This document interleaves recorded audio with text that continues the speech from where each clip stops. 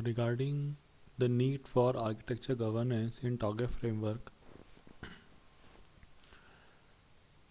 I mean, there is always a question which, many architects have this in their mind, that why there is at all a need for architecture governance in TOGAF framework.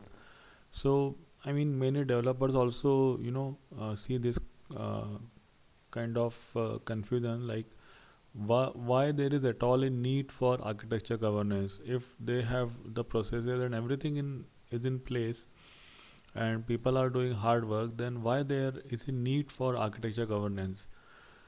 So uh, architecture governance is important because it ensures that all the considerations are met and uh, all the promised deliverables are produced. So at the start of the architecture development phase, what we have are we you know create a list of deliverables that we are going to deliver at the end of every phase or at the end of architecture development method. So after the completion of every phase, or after the completion of architecture development method, we need to perform this kind of a check and validate all the artifacts and deliverables that they are there in place. We also need to check that the method is applied correctly, the architecture development method is applied correctly, and all this needs to be uh, you know uh, make sure that the architecture board is satisfied. So architecture board is the body which makes sure that the architecture governance is applied correctly, the method is applied correctly, and architecture governance is in place.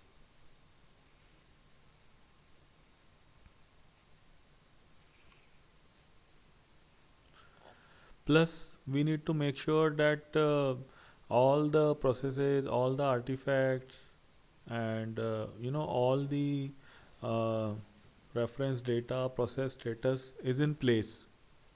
So let's say if we define an architecture repository, so that architecture repository must contain the uh, the required implementation, the all the elements that we have planned. So all these elements must be a plan, must be a part of the process.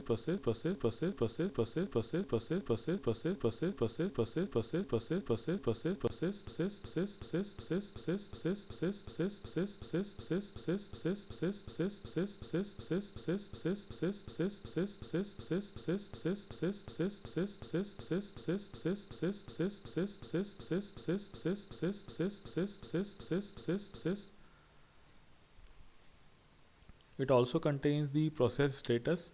So that is a information regarding the state of any governance process.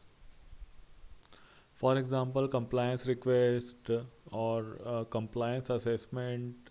So all these things are a part of process status. Now reference data is another important information that we have as part of the governance repository, and this reference data contains all the instruction, project implementation, reference data. So that is a part of the governance repository. Thank you.